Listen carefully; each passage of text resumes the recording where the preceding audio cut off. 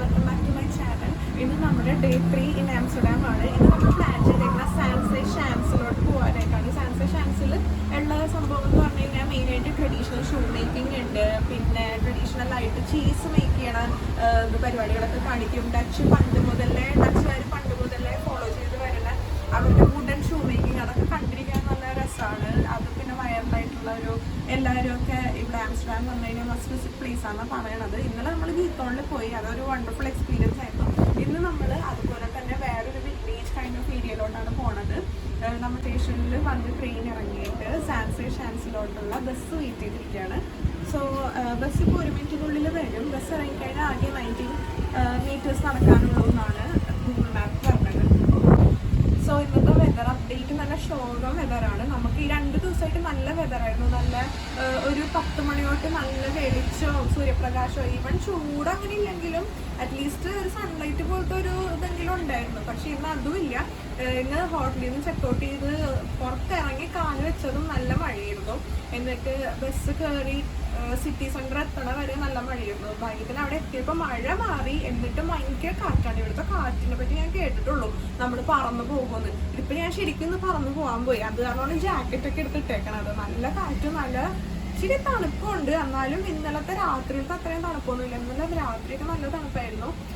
നമ്മൾ പുറത്തോട്ടൊക്കെ ഇറങ്ങി നടക്കുമ്പോഴാണെങ്കിലും രാത്രി ഒരു 16 ഡിഗ്രി വരെയൊക്കെ ആയിരുന്നു. ഇന്നിപ്പോൾ 21 ഡിഗ്രീസ് ആണ് ഇവിടെ കാണിച്ചിരിക്കണമെങ്കിലും ഭയങ്കര ക്ലൗഡി ആയിട്ടുള്ള ക്ലൈമറ്റും ആണ്, നല്ല കാറ്റുമുണ്ട്. സോ നമ്മൾ ബസ് ഇറങ്ങിയത് അവിടെയാണ്. എന്നിട്ട് ഇങ്ങോട്ട് നടന്നു. ഇതാണ് ഈ കാലാവസ്ഥയായിട്ട് ഇവിടുത്തെ തിരക്ക്. എങ്ങോട്ടാ പോകണ്ടേന്നൊന്നും അറിയില്ല. നമുക്ക് ആളുകളുടെ പുറകെ പോയി നോക്കാം. ടൂറിസ്റ്റ് ബസ്സിനൊക്കെ അവിടെ ആളുകൾ വന്നിട്ടുണ്ട്.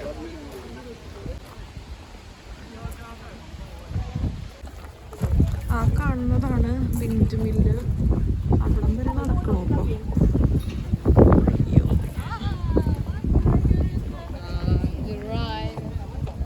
നമ്മൾ നടക്കണത് ഈ ഒരു ലേക്കിൻ്റെ നടുക്കൂടെയുള്ള ബ്രിഡ്ജിലാണ്.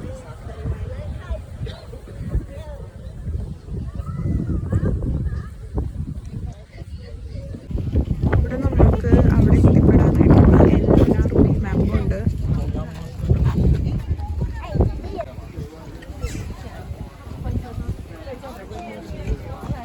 ഇവരൊക്കെ ടൂറിസ്റ്റ് പാക്കേജ് എടുത്ത് വന്നവരാണ് മിക്കവരും. പിന്നെ ഇവിടുത്തെ റെസിഡൻസിൻ്റെ കസിൻസും അവരൊക്കെ ഈ സ്ഥലം കാണാൻ വന്നവരൊക്കെ ഉണ്ട്. ഇന്നത്തെ വെതർ ഇങ്ങനെയത് കാരണം ആർക്കും വലിയൊരു സന്തോഷമില്ലാത്ത പോലെ ഉണ്ട് മുഖത്ത്. എന്താന്ന് നമുക്ക് നോക്കാം. അവിടെ ചെന്ന് ഈ വെതറിന് മുഖത്ത് ഹൈപ്പാണെങ്കിൽ ഓക്കെ. ഡച്ചിലെ ഒത്തൻറ്റിക് ഭംഗിയാണ് ഈ ഒരു പ്രദേശമൊക്കെ. താറാവൊക്കെ റെസ്റ്റ് ചെയ്ത് ഇങ്ങനെ നല്ല ഗ്രാമപ്രദേശത്ത് ഒരു authentic village kind of vibe. ഇവിടുത്തെ ആളുകൾ ഇവിടുത്തെ കാറ്റിൽ ഇതിലൂടെ തന്നെയാണ് അവരുടെ ഫുഡൊക്കെ കണ്ടെത്തണേന്നാണ് കേട്ടിട്ടുള്ളത്. എല്ലാവരും ഭയങ്കര എക്സൈറ്റഡ് ആണ്. അതിൻ്റെ ഉള്ളിലോട്ട് പോയിട്ടില്ല, കുറേ നടക്കാനുണ്ട്. ചെമ്മരിയാടൊക്കെ ഉണ്ട്.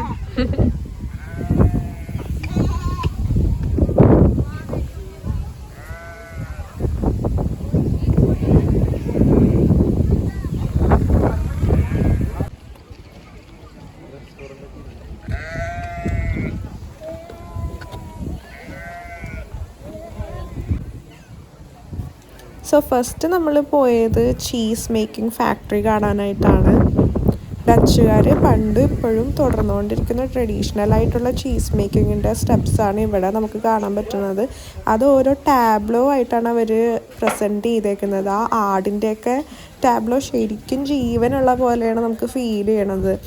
ആടിൻ്റെ ടാബ്ലോ വന്നിട്ട് അത് കറന്ന്, അതും ഡച്ചുകാർ അവരുടെ ഒത്തൻറ്റിക് ഡ്രസ്സിൽ ഇരുന്ന് അതൊക്കെ കറന്ന് പിന്നെ അതിൻ്റെ ഓരോ സ്റ്റെപ്സും കാര്യങ്ങളൊക്കെയാണ് നമുക്ക് ഇവിടെ കാണാൻ പറ്റുന്നത്. അതുപോലെ തന്നെ എല്ലാം അവരുടെ സ്റ്റോറി എന്ന് പറഞ്ഞ് നമുക്ക് അവരുടെ QR കോഡ് സ്കാൻ ചെയ്യുമ്പോഴും കാണാൻ പറ്റും. അല്ലാതെ ഒരു ഫാമിലി ട്രീ പോലത്തെ ഒരു സെറ്റപ്പിലൊക്കെ ഓരോ ഇയറിലും എന്തൊക്കെ പുരോഗമനങ്ങളാണ് ഉണ്ടായത് എന്നൊക്കെ കാണാനും അത് വായിക്കാനും അത് മനസ്സിലാക്കാനും പറ്റും.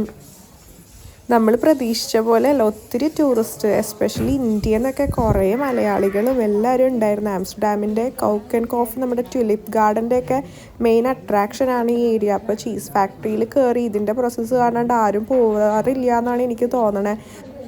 പിന്നെ ഇതെനിക്ക് ഭയങ്കര ഒരു അമ്യൂസ് ചെയ്യണ ഒരു സെറ്റപ്പായിട്ടാണ് ഫീൽ ചെയ്തത്. ഇത് 2 സ്ക്രീനാണ് കാണുന്നത്. നമ്മുടെ മുകളിൽ കാണുമ്പോൾ നമ്മൾ ആളുകൾ എന്താ ചെയ്യണതെന്നും അടിയിൽ അതിൻ്റെ മെഷീൻ എന്താ ചെയ്യണതെന്നുമാണ് അവർ ആ സ്ക്രീനിൽ കാണിച്ചേക്കുന്നത്. ഫസ്റ്റ് നമ്മൾ മുകളിലോട്ട് മാത്രം നോക്കിക്കുന്നത്, പിന്നെ അടിയിലോട്ട് നോക്കുമ്പോഴാണ് ഓ ഇതായിരുന്നല്ലേ സെറ്റപ്പ് എന്ന് മനസ്സിലായി. നോർമലി ഈ ഒരു ഫ്ലോ ചാർട്ടിനെയൊക്കെ കസ്റ്റമേഴ്സിനെയും അതുപോലെ വ്യൂവേഴ്സിനെയൊക്കെ കുറച്ചും കൂടെ ഒരു എക്സൈറ്റഡ് ആക്കുന്ന രീതിയിലുള്ള പ്രസൻറ്റേഷനായിട്ടാണ് തോന്നിയത്.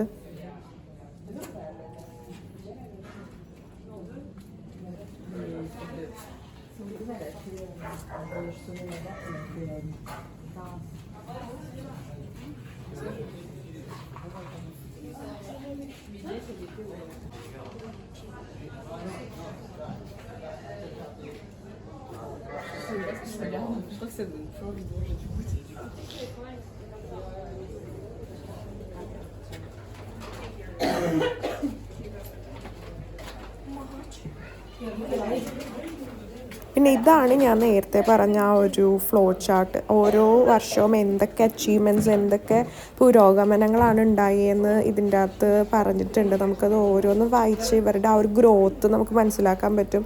അതുപോലെ അപ്പുറത്തെ സൈഡിലുള്ളത് ഒരു ഫോട്ടോ സെഷൻ പോലെയാണ്. ചുറ്റിനും ചീസ് ഉണ്ടാക്കി വെച്ചിട്ട് അതിൻ്റെ ഇടയിൽ പോയിട്ട് നമുക്ക് ഫോട്ടോയൊക്കെ എടുക്കാം. പിന്നെ നമ്മളങ്ങനെ എന്തൊക്കെയാണ് അതിൻ്റെ പ്രൊസീജിയർ എന്നൊക്കെ അറിഞ്ഞ് വരുമ്പോഴേക്കും അവിടെ ഉണ്ടാക്കിയിട്ടുള്ള കുറേ മെർച്ചൻഡൈസും ചീസും കൊണ്ട് ഉണ്ടാക്കിയ പല വെറൈറ്റി സാധനങ്ങൾ നമുക്ക് അവിടെ നിന്ന് വാങ്ങാൻ പറ്റും. എന്ത് വെറൈറ്റി ചീസ് വേണം എല്ലാം അവിടെ കിട്ടും. പല കളറിൽ, പല ടേസ്റ്റിൽ, പല രാജ്യത്തു നിന്ന് എക്സ്പോർട്ട് ചെയ്തിട്ടുള്ള, അതുപോലെ പല രാജ്യക്കാർക്ക് ഇഷ്ടപ്പെടുന്ന പോലെ ചീസിൻ്റെ പ്രൊഡക്ട്സ്, ഡയറി പ്രൊഡക്ട്സ്, എണ്ണ, എന്ത് വേണം എന്ന് വെച്ചാൽ അവിടെ നമുക്ക് പർച്ചേസ് ചെയ്യാനുള്ള ഓപ്ഷൻ ഉണ്ട്.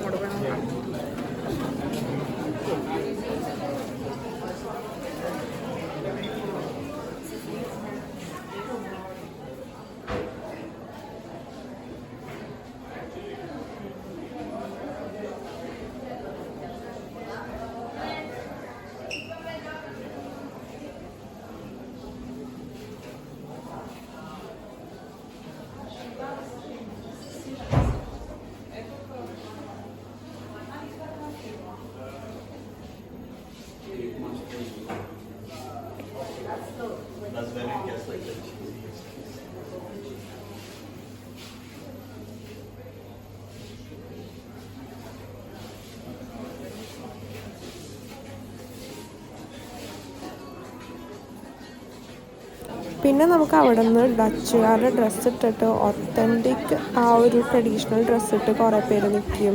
പിന്നെ അവിടുത്തെ ചീസ് നമുക്ക് എന്തെങ്കിലും ടേസ്റ്റ് നോക്കണമെങ്കിൽ അവരോട് പറഞ്ഞു കഴിഞ്ഞാൽ അവരതിൻ്റെ ഓരോ സ്ലൈസ് തരും. അതുപോലെ ഇങ്ങനെ പ്രസൻറ്റ് ചെയ്ത് വെച്ചിട്ടുണ്ട്. നമുക്ക് അതിൽ നിന്ന് എടുത്ത് ടേസ്റ്റ് ചെയ്തിട്ട് സാമ്പിൾ നോക്കിയിട്ട് നമുക്ക് വാങ്ങാനുള്ളൊരു അവസരവും ഉണ്ട്.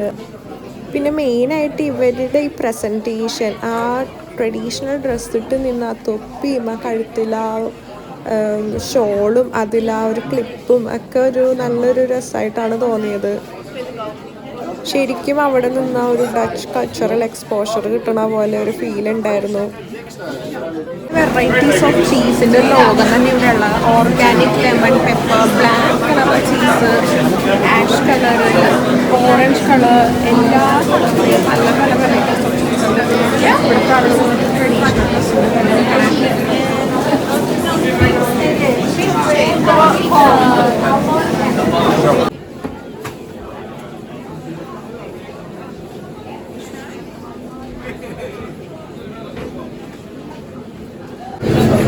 കോക്കനട്ടിൻ്റെ ചീസ്,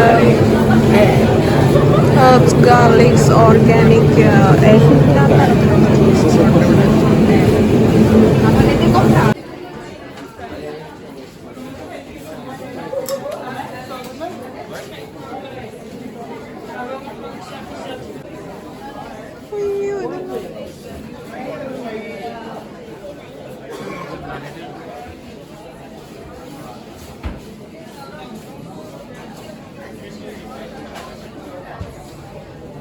പിന്നെ ഷീപ്പിൻ്റെ ഡയറി പ്രൊഡക്ട്സ് കൊണ്ടുള്ള പ്രൊഡക്ട്സ് മാത്രമല്ല, ഷീപ്പ് സ്കിന്ന് വരെ ഇവിടെ വിൽക്കാനുണ്ടായിരുന്നു വെറും 10,000 രൂപക്ക്. അത് ആളുകൾ വാങ്ങണ കണ്ടിട്ടാണ് കുറച്ചും കൂടെ വണ്ടടിപ്പിച്ചത് തന്നെ.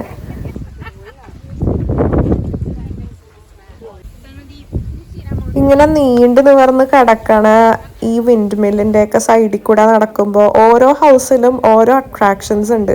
ചില ഹൗസിൽ കയറണമെങ്കിൽ ക്യാഷ് ഉണ്ട്, അതുപോലെ ചില ഹൗസിൽ അവരുടെ മെർക്കൻഡൈസ് വിൽക്കുന്നതായിരിക്കും, അല്ലെങ്കിൽ ഇങ്ങനത്തെ ഫുഡിൻ്റെ ഇതായിരിക്കും. അപ്പോൾ ഈ ഫുഡിൻ്റെ സ്റ്റോളിൽ നമ്മൾ കണ്ടപ്പോഴാണ് മറ്റേ സ്മോക്ക്ഡ് സാൽമൺ ഇല്ലേ, അതുപോലെ തന്നെ കഴിക്കണതായിരുന്നു. നല്ല വിശപ്പുണ്ടായിരുന്നെങ്കിലും പച്ചമീൻ എങ്ങനെ കഴിക്കണമെന്ന് ഓർത്ത് ഞാൻ അവിടെ നിന്നൊന്നും വാങ്ങിയില്ല. പക്ഷെ അവരുടെ പ്രസൻറ്റേഷനും അത് കഴിക്കാൻ തടിച്ചുകൂടിയ ആളുകളുടെ ആ ഒരു എക്സൈറ്റ്മെൻ്റ് ഒക്കെ കാണാനായിട്ട് നല്ല രസമുണ്ടായിരുന്നു. പിന്നെ ഈ മീനിൻ്റെ ആ ഡെക്കറേഷൻസ് ഒക്കെ തൂക്കിയിട്ടേക്കണതും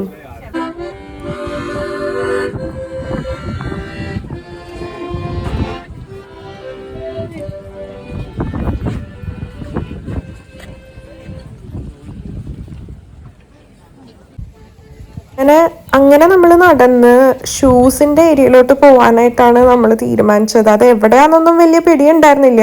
ജസ്റ്റ് ഫോളോയിങ് ദ ക്രൗഡ് എന്നുള്ള പോലെ നമ്മളിങ്ങനെ നടന്ന് കണ്ടപ്പോഴാണ് എല്ലാവരും ഭയങ്കര തിങ്ങിക്കൂടി ഒരു ഷൂസിൻ്റെ വലിയ ടാബ്ലൊക്കെ വെച്ചിട്ടുള്ള എൻ്റെ ഫ്രണ്ടിൽ നിൽക്കണത് കണ്ടത് ദൂരെ നിന്ന്. അങ്ങനെ നമ്മൾ അങ്ങോട്ട് ലക്ഷ്യം വെച്ച് നടക്കുകയായിരുന്നു. ഇവിടെ എനിക്ക് മെയിനായിട്ട് പറയാനുള്ള ഈ കാറ്റും മഴക്കോളും ആയിരുന്നെങ്കിലും ആ ഒരു കാറ്റത്ത് ഇലയൊക്കെ ഇങ്ങനെ പറക്കുമ്പോഴുള്ള ഒരു ശബ്ദവും ഒക്കെ നല്ല രസമായിരുന്നു. ഈ ഒരു ക്ലൈമറ്റ് ആണെങ്കിലും വെയിലില്ലെങ്കിലും നമുക്ക് മാക്സിമം എൻജോയ് ചെയ്യാൻ പറ്റി. അതുപോലെ ജർമ്മനിയിലുള്ള പോലത്തെ ആ ഒരു ഡിപ്രസിങ് വൈബ് എനിക്ക് ഇവിടെ ഫീൽ ചെയ്തില്ല. മേ ബി ഇങ്ങനത്തെ ആൾക്കൂട്ടം ഇതൊക്കെ ഉള്ളത് കാരണമായിരിക്കും. എന്നാലും നമ്മൾ ഗീത്തോളിൽ പോയ പോലെ തന്നെ ആ ഒരു ഹരിതാപവും പച്ചപ്പും ആ ഒരു നേച്ചറിനോട് ഭയങ്കര ഒരു അടുത്ത് നിൽക്കണ ഒരു ഫീൽ ഉണ്ടായിരുന്നു ഇവിടെ. അങ്ങനെ നമ്മൾ വുഡൻ ഷൂ മേക്കിംഗ് ഹൗസിലോട്ട് എത്തിയിരിക്കുകയാണ്. ഇവിടെ പണ്ട് കാലം മുതലേ, അതായത് മനുഷ്യന്മാർ ഷൂസ് ഇടണ കാലം മുതൽ ഇവർ വുഡൻ ഷൂസ് എങ്ങനെയാണ് ഒരു മരക്കഷ്ണത്തിൽ നിന്ന് ഷൂ മോഡൽ ആക്കിയത്, പിന്നെ ആ ഷൂ ഓരോ ഒക്കേഷൻ എങ്ങനെയാണ് അവർ ഡിസൈൻ ചെയ്തത്, ആ ഒക്കേഷന് കംഫർട്ടബിൾ ആയിട്ട് എങ്ങനെ ഡിസൈൻ ചെയ്തത്, പിന്നെ ഇപ്പം ഇടണ ഒരു ബർക്കൻ സ്റ്റോക്ക് മോഡൽ വരെ എങ്ങനെ എത്തിയെന്നുള്ള ഒരു ജേണിയാണ്. പണ്ട് കാലങ്ങളിൽ കൃഷിയായിരുന്നു ഡച്ചുകാരുടെ മെയിൻ ജോബ്. അപ്പോൾ അവർ ഈ തണുപ്പത്തും കൃഷി സ്ഥലങ്ങളിലും ഇടാൻ പറ്റിയ നല്ല ഉറപ്പുള്ള എന്തെങ്കിലും ഒരു ഫുട്വെയർ അവർക്ക് വേണമെന്നുണ്ടായിരുന്നു. അങ്ങനെയാണ് അവർ മരത്തിൽ നിന്ന് ഷൂ ആക്കി അവർ മാനുഫാക്ചർ ചെയ്ത് അത് എല്ലാവരും വുമൻസും മെയിൽസും പിള്ളേരും എല്ലാവരും യൂസ് ചെയ്ത് അത് ഓരോ ഒക്കേഷനിലായി. വെഡ്ഡിങ് ഷൂസ് ഉണ്ട്, ചർച്ച് ഷൂസ് ഉണ്ട്, അങ്ങനെ പല വെറൈറ്റി പല ഒക്കേഷനിൽ ഇടാനായിട്ട് സെപ്പറേറ്റ് ഒരു ഷൂസും, അതുപോലെ വിൻ്ററിലും അവരുടെ കാലിൻ്റെ പ്രൊട്ടക്ഷന് വേണ്ടിയിട്ടും അവർ ഈ ഷൂസ് മാനുഫാക്ചർ ചെയ്ത് ഇംപ്രൂവ്മെൻറ്റ്സ് കൊണ്ടുവന്നത്. അത് നമുക്ക് ഈ ഒരു ഹിസ്റ്ററിയും അതുപോലെ ഈ കബോർഡിലുള്ള ഓരോ ചരിത്രവും പിക്ചേഴ്സും കാണുമ്പോൾ മനസ്സിലാക്കാൻ പറ്റും. ഇത് കണ്ടില്ലേ, സൺഡേ ക്ലോത്ത്സ്, ഞായറാഴ്ചകളിൽ മാത്രം പള്ളിയിൽ പോകുമ്പോഴോ അങ്ങനെ സ്പെഷ്യൽ ഒക്കേഷൻസിന് ഇടണ ഷൂസിൻ്റെ മെറ്റീരിയൽ, ഡിസൈൻസ്, അതൊക്കെയാണ് നമുക്ക് കാണാൻ പറ്റുന്നത്. ഇവർ ഷൂസ്, വുഡൻ ഷൂസിന് പകരം വുഡൻ ക്ലോഗ്സ് എന്നാണ് ഇവർ പറയുന്നത്.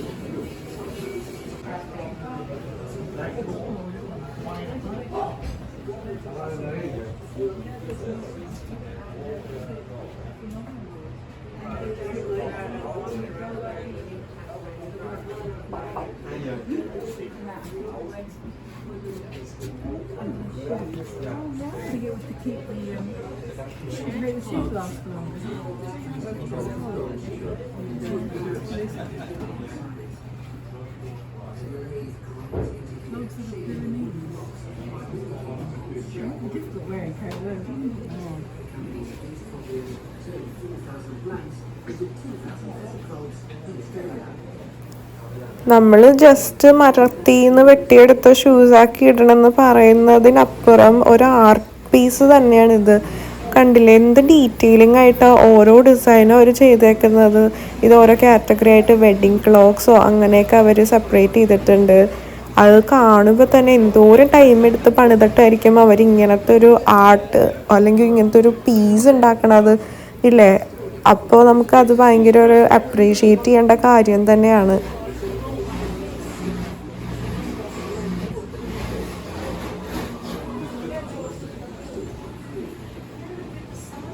പിന്നെ ഈ ഷൂസ് എങ്ങനെ ഉണ്ടാക്കണേന്നുള്ളതിൻ്റെ ലൈവ് ഡെമോൺസ്ട്രേഷൻ ഉണ്ട്. അത് കാണാനാണ് എല്ലാ ടൂറിസ്റ്റും കൂടെ ഇരച്ച് കയറിക്കൊണ്ടിരുന്നത്. പ്രത്യേകിച്ച് പറയാനുള്ള അവിടുത്തെ ടൂറിസ്റ്റുകളുടെ ആ ഒരു എൻഗേജ്മെൻറ്റും അവർ ആ പ്രോസസ്സ് എൻജോയ് ചെയ്യണ കാണാനായിട്ട് തന്നെയായിരുന്നു.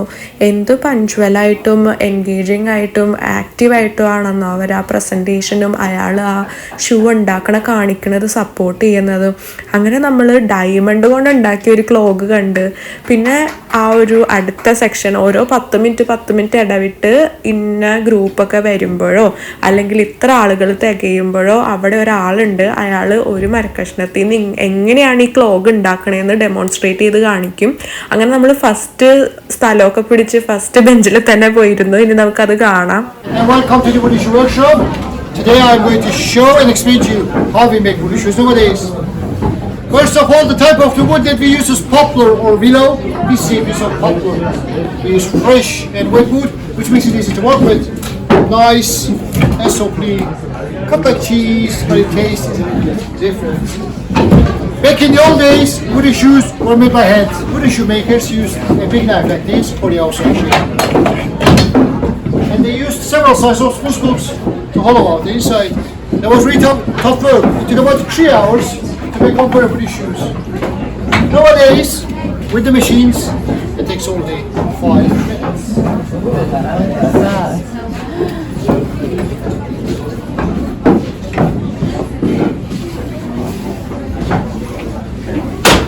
This machine makes outside shape, and it goes with the same principle as duplicating the case. This part makes another one. At the same time, like the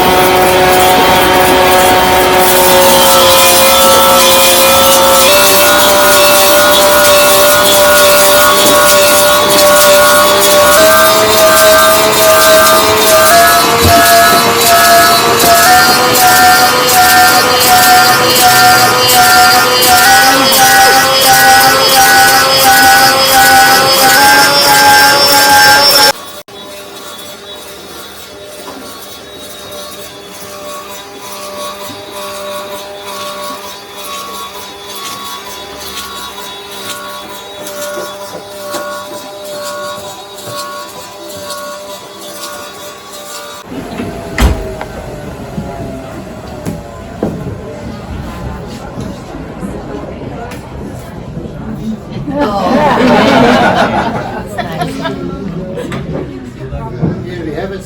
Oh wow. Rough outside shape. And for the inside, again the same system. We make copy of the model. Oh my god. Oh my god.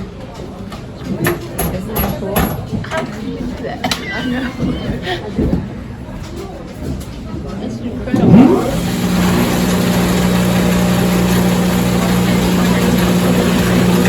They have so many of those.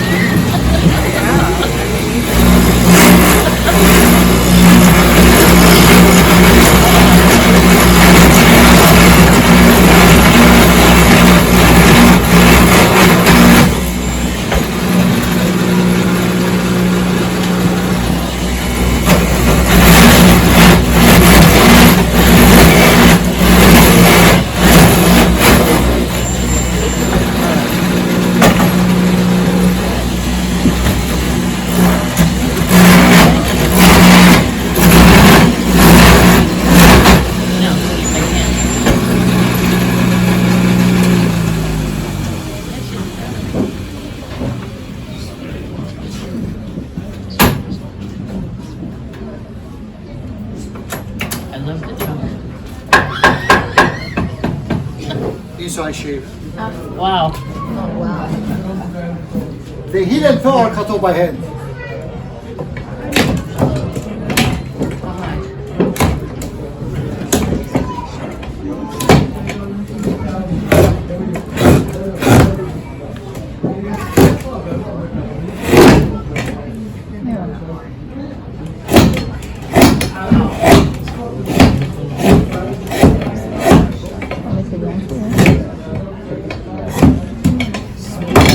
Here we have it, rough shape.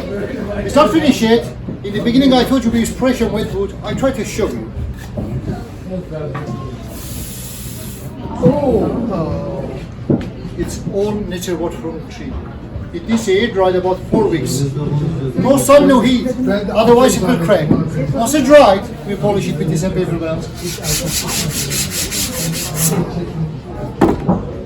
Here is the final result, nicely dried and polished. This wooden shoe is for a child of 4 years old. It looks a bit big, but it's normal. Wooden shoes are big. Here's the bigger one. Reasons to wear them, they're really strong. Wooden shoes are official safety shoes. The sound of protection, ladies and gentlemen. They are also waterproof. They keep your feet dry and warm. We wear them with thick woolen socks and 1 finger space behind the heel. That way they are comfortable and it will prevent blistering. Well, that was it for now. Thank you very much for your attention. Have a very good day.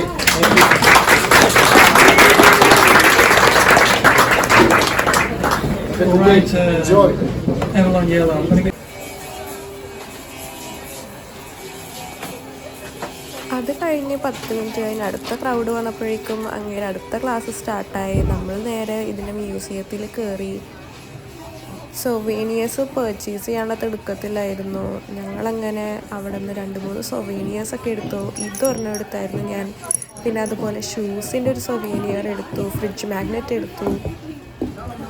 എല്ലാം നല്ല cute stuffs ആയിരുന്നു.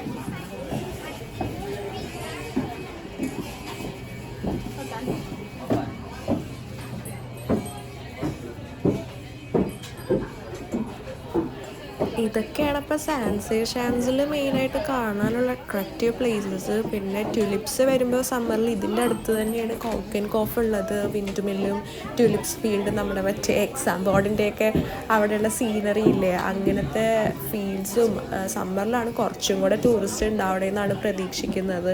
ഇത് കഴിഞ്ഞ് നമ്മൾ dancing ഹൗസൊക്കെ ഉള്ള ലൊക്കേഷനിലോട്ടാണ് പോയത്. ഇവിടെ നിന്ന് ബസ് കയറാനുള്ള ഒരു ഡിസ്റ്റൻസ് ഉള്ളൂ ഡാൻസിങ് ഹൗസ് ഏതാണെന്ന് നിങ്ങൾക്ക് മനസ്സിലായി കാണും. ആ ഒരു ലോഡ്ജസ് ഉള്ളത് പല പല കളറിൽ അടിച്ചിട്ടുള്ള ബിൽഡിങ്, അത് ശരിക്കും ലോഡ്ജസ് ആണ്. നമ്മൾ വിചാരിക്കും ആ ഒരു അട്രാക്ഷന് വേണ്ടിയിട്ട് വെച്ചിട്ടുള്ളതാണ്. ആ ഒരു ലോഡ്ജാണ് ആ കാണുന്ന പച്ചക്കളറിലെ ബിൽഡിങ്. ആംസ്റ്റർഡാം ട്രിപ്പ് ഇവിടെ വെച്ച് അവസാനിക്കുകയാണ്. ഗീത്തോണാണ് എനിക്ക് പേഴ്സണൽ ഫേവറേറ്റ് ആയിട്ട് തോന്നിയത്. ഫ്രണ്ട്സ് ആയിട്ടായിക്കോട്ടെ ഫാമിലി ആയിട്ടായിക്കോട്ടെ വരാൻ പറ്റിയൊരു പ്ലേസ് തന്നെയാണ് ആംസ്റ്റർഡാം. ഇവിടെ ഇല്ലാത്ത വൈബില്ല. ഏത് വൈബ് വേണം, എല്ലാ വൈബിലുള്ള സ്ഥലങ്ങളും ഉണ്ട്.